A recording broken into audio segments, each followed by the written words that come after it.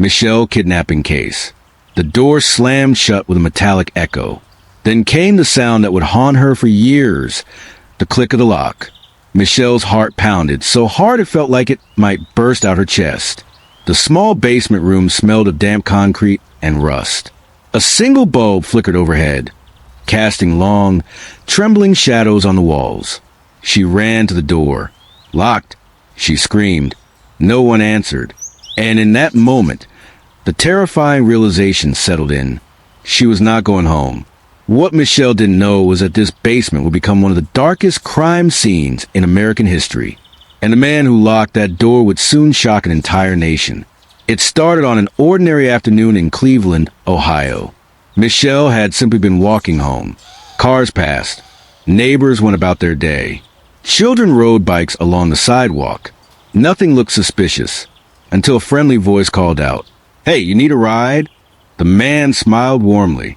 He seemed normal, harmless, but sometimes monsters hide behind ordinary faces. Michelle hesitated. Then she stepped closer. That single decision would trap her in a nightmare that would last years. The basement door slammed behind her. Days passed, then weeks, then months. The room was barely larger than a closet. A mattress sat on the floor. Chains hung from a pipe on the wall. Michelle cried herself to sleep most nights, wondering if anyone was searching for her, or if the world had already forgotten. Upstairs, life went on as if nothing had happened. Neighbors waved to the man when he stepped outside. They had no idea that beneath their feet, someone was fighting to survive. The man who held her captive was careful, quiet, calculated. To everyone else, he was just another neighbor. But in that basement, his true face emerged. A predator who believed he could play God with someone else's life. Years began to blur together. Hope faded. Sometimes Michelle would stare at the small basement window, barely wide enough for a cat to crawl through.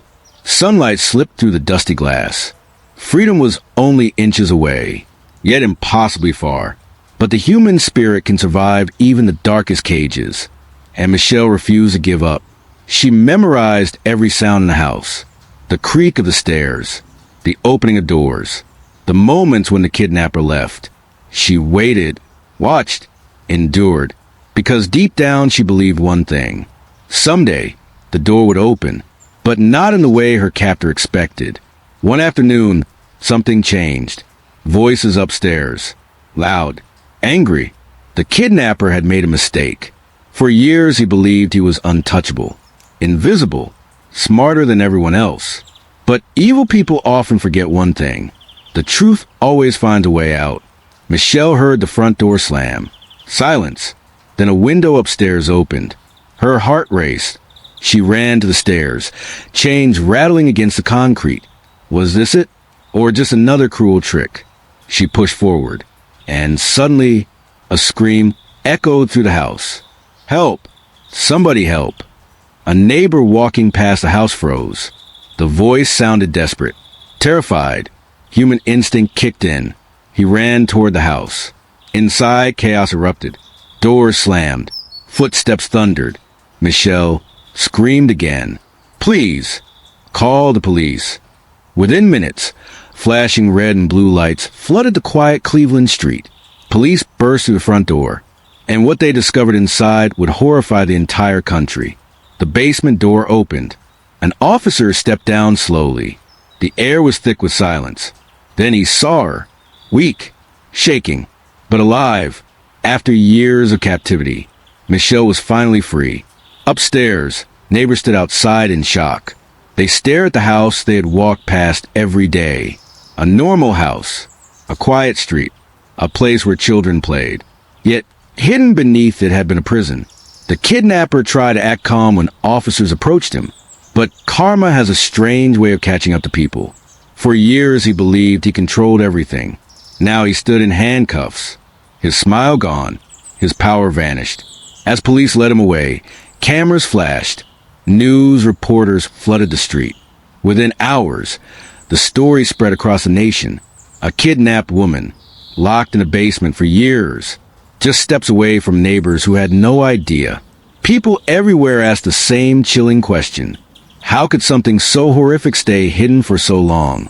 But the story didn't end with the arrest, because survivors carry scars long after the chains are gone. Michelle stepped outside the house for the first time in years. The sunlight hit her face. She blinked. For a moment, she just stood there, breathing fresh air, free air. And in that moment, the world watched a symbol of resilience, a reminder that even in the darkest places, the human spirit can refuse to break.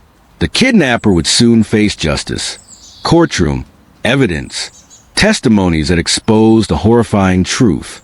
The man who believed he was untouchable would spend the rest of his life behind bars. The same fate he once forced on someone else. Karma had closed the door on him forever. But even after justice was served, one chilling thought remained. If that neighbor had not heard the scream, if the window had stayed closed, if someone had simply kept walking, how many more years would Michelle have remained trapped in that basement? And how many other hidden stories might still exist behind ordinary doors? Because sometimes the scariest monsters don't live in dark forests. They live next door, and their secrets stay buried until someone finally hears the scream. So now I want to ask you something. Do you think neighbors should pay closer attention to what happens around them? Or do you believe cases like this are impossible to spot? Let me know your thoughts in the comments. And before you go, imagine hearing a scream from the house next door. Would you ignore it, or would you knock on the door? Because one small decision might be the difference between silence and saving a life.